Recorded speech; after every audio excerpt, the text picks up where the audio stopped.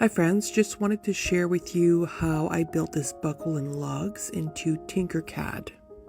The first step is grabbing some basic shapes such as cylinder, square, triangle, and freestyle.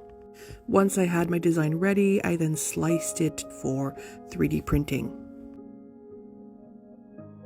Here I'm 3D printing my first buckle, a tester, on Creality Ender 3.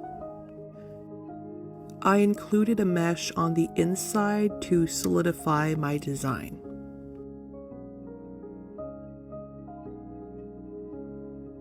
I was happy with how the first buckle turned out, but I did change the color to gold. Alright, so here I have the clocks, the straps, and the printed pieces. And the lugs installed right here, which I ended up curving with a heat gun.